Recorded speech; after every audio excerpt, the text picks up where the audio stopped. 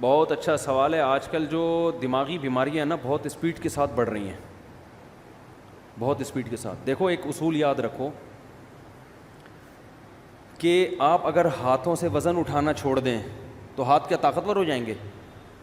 بولو نا, کمزور ہو جائیں گے. آپ کیا میں انرجی سیو کر رہا ہوں, ہاتھ کی انرجی کیا کر رہا ہوں؟ سیو. وزن نہیں اٹھا رہا میں, تو سیو ہوگی.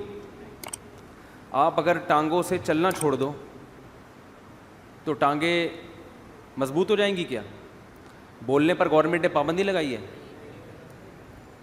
تو یاد رکھو جب ہم بچپن سے ہی نا ٹینشنوں کے اگر ہم عادی ہوتے ہیں, کچھ نہ کچھ ٹینشن ملتی رہتی ہے, تو انسان کے جو اعصاب ہے نا وہ ٹینشن برداشت, ٹینشن کا ویٹ اٹھاتے اٹھاتے باڈی بلڈر بن جاتے ہیں وہ, یعنی ویٹ لفٹر بن جاتے ہیں وہ.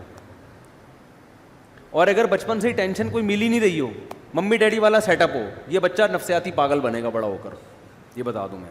یہ وہمی بھی بنے گا اور یہ دماغی یہ خودکشی بھی کر سکتا ہے, یہ ذرا سی ٹینشن میں پاگل بھی ہو سکتا ہے, الٹا ہی ہو جائے گا یہ. تو آج کل جو ماں باپ نے بچوں کو جو ممی ڈیڈی والی زندگی دے دی ہے, بہت زیادہ میرا بچہ چماٹ نہیں مارنا, تھپڑ تو ماں, ایکچولی بچوں کی سیلف رسپیکٹ پہ بہت اثر پڑتا ہے. اس سے بچے کی ایسی کی تیسی. ہاں ایسا بھی نہیں ہونا چاہیے کہ آپ بازو کو طاقتور بنانے کے لیے اتنا ویٹ اٹھا لیں کہ ہڈی چٹک جائے آپ کی, تو بچے کو اتنی ٹینشن ہونا شروع ہو جائے کہ گھر اس کے لیے عذاب بن جائے. جو آ رہا ہے جا رہا ہے اس کو ذہنی طور پر ٹارچر کر رہا ہے, تو اس سے بھی دماغ خراب ہوتا ہے اس کا.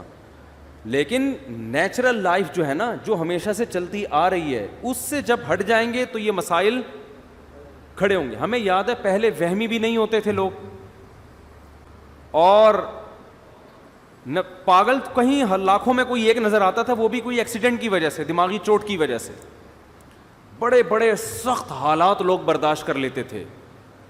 ہم تو اپنے بڑوں سے جب حالات سنتے تھے نا کہ بھئی ایک خاتون کے ایک بچہ مر گیا, پھر دوسرا مر گیا, پھر تیسرا پیدا ہوا وہ مر گیا, پھر چوتھا پیدا ہوا, بڑے ہو کے مرتے رہے, پھر بھی صبر کر رہی ہیں.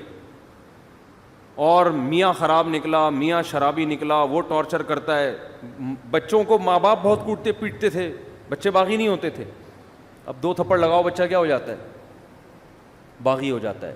تو ایک مسئلہ تو یہ ہے کہ بچہ بچپن سے تھوڑی بہت ٹینشن اس کو ملنی چاہیے, تھوڑی بہت ڈانٹ ڈپٹ مار کٹائی کبھی کبھار ہونی چاہیے. بہت دنوں سے نہیں ہوئی تو ایک دفعہ آدمی احتیاطاً 1-2 تھپڑ بلا وجہ نہ لگائے, کوئی بات پہ لگائے, ٹھیک ہے نا, کبھی کبھار.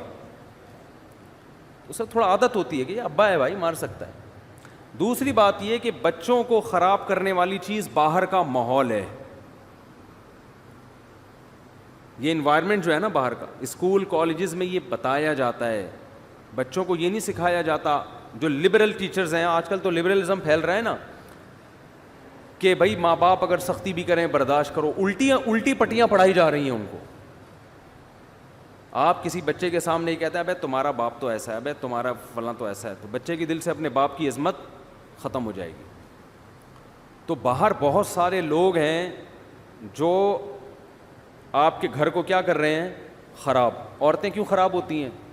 وہ جب دوسری عورتوں کے گھروں میں جاتی ہیں تو دوسرے کے میاں کی خوبیاں ان کو نظر آ رہی ہوتی ہیں, خامیاں نظر نہیں آتی, اور اپنے میاؤں کی خامیاں نظر آ رہی ہوتی ہیں, خوبیاں نظر نہیں آ رہی ہوتی. یہ بہت ہو رہا ہے. اب وہ گئیں کسی آنٹی سے ملنے کے لیے, اس کے گھر میں دیکھا بھائی وہ تو اپنی وائف کو گاڑی میں بٹھاتا ہے, ایسے دروازہ کھول کے یوں کر کے بٹھاتا ہے, یہ نہیں پتا کہ وہ کنڈی ٹوٹی ہوئی ہے اس کی, وہاں سے کھلتا نہیں دروازہ اندر سے, ٹھیک ہے نا. اب وہ یہی ایک خوبی ہے, چلو عزت دے رہا ہے. آپ ذرا تحقیق کرو تو پتہ چلے گا خرچہ دھیلے کا بھی نہیں دے رہا. مجھے ایک ابھی پچھلے ہفتے ایک فیملی کا میٹر سامنے آیا کہ خاتون نے کسی نے بتایا کہ وہ شوہر اس خاتون کو بہت عزت دیتا ہے, بہت رسپیکٹ کرتا ہے اپنی وائف کو. دیکھیں ایک وہ شوہر ہے, اتنی رسپیکٹ, اتنی عزت, اور اتنی اس کے غم میں شریک ہوتا ہے, اس سے اپنی باتیں شیئر کرتا ہے. اور ایک ہمارے میاں ہیں, وہ خاتون بتا رہی ہیں مجھے, ایک ہمارے میاں ہیں. میں نے تحقیق کی, میں نے کہا مجھے پتہ چلا کہ وہ جو اتنی عزت دے رہے ہیں نا میاں, اس کی بیوی جاب کر رہی ہے, اپنا خرچہ اپنے بچوں کا خود اٹھا رہی ہے, میاں اپنا خرچہ الگ اٹھا رہے ہیں. اور یہ جو خاتون ہے نا جن کے میاں اتنی عزت نہیں دے رہے, یہ سارا خرچہ خود اٹھا رہے. میں نے کہا آپ کا میاں اس سے کروڑا گنا بہتر ہے. یہ انگریز والے اخلاق ہے تھینک یو کہنے والے, روکڑا خرچ کرنے کا ہے ہی نہیں. اور بھائی تمہارے میاں نے تمہیں گھر دے دیا لے کے, تمہیں گیس بجلی کا, اب ایک تھینک یو رہ گیا اس کی زبان پہ, چھوڑ دو یار, اس میں کیا جا رہا ہے یار. ساری ذمہ داری تمہارے میاں نے تمہاری اور تمہارے بچوں کی اٹھائی ہوئی ہے. تو اب وہ اس طرح سے عزت نہیں دے رہا, دے تو بہت اچھی بات ہے, لیکن اس کی عزت دیکھ کے دھوکا مت کھاؤ. اس کو بولو کہ ایسا کر, تو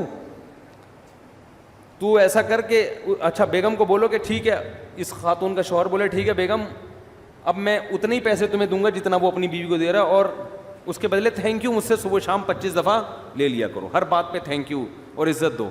عورت تیار ہوگی, عورت کہے گی پیسے دے دیا کرو, بے شک اس سے پہلے 10 گالیاں اور اس کے بعد 20 گالیاں.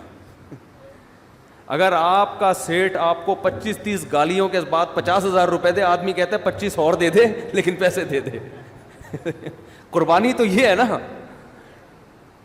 بہت مشکل ہے, بہت مشکل. اسی طرح بہت سے والدین اپنی اولاد پہ خرچ کر رہے ہیں, خون پسینہ بہا کے, رکشے چلا کے, ٹھیلے لگا کے اپنے بیٹے کو کھلا رہا ہے. بیٹا 1-2 تھپڑ سے بدگمان ہو جاتا ہے کہ میرا باپ مجھے مارتا ہے, میرا باپ مجھ سے کٹائی کی تھی. بہت بے شرمی کی بات ہے, وہ تیرا باپ تیرے لیے کما رہا ہے, خون پسینہ بہا کے تیری روٹی کا انتظام کر رہا ہے, عزت کے ساتھ تجھے گھر میں بٹھایا ہوا ہے. تو کسی کے بھی احسانات دیکھے جاتے ہیں, احسانات کا حجم زیادہ ہے تو یہ چند چیزیں اگنور کی جاتی ہیں, ورنہ تو پھر انگریز ہم سے بہت اچھے ہیں, ایک دھیلا بھی خرچ نہیں کرتے, نہ اپنی اولاد پہ نہ اپنی بیوی پہ. بات کا اسٹائل دیکھو انگریزوں کے, یہ گالیاں ہیں جو ہمارے یہاں چل رہی ہیں انگلش میں ہوں گی, اتنی بری لگتی نہیں ہے وہ انگلش میں, ٹھیک ہے نا, لیکن کوئی ذمہ داری اٹھانے کے لیے تیار ہے ہی نہیں. ہمارے ایک دوست امریکہ میں, انہوں نے کہا کہ یہاں کسی گوری سے, کم عمر لڑکی سے اگر کوئی انگریز کہہ دے نا میں تم سے شادی کرنا چاہتا ہوں, خوشی سے بے ہوش ہو جائے گی. کیوں؟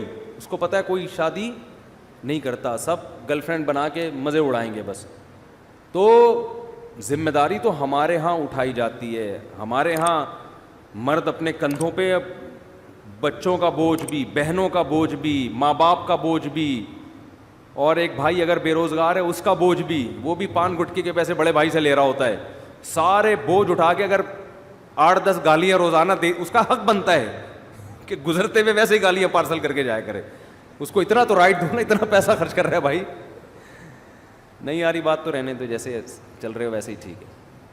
تو یہ بھی بڑا مسئلہ ہے کہ آپ کی اولاد کو جو باہر لوگ ہیں وہ کیا کرتے ہیں, خراب. اس زمانے میں بچوں کو باہر دوستیاں لگانے مت دو, بگڑیں گے.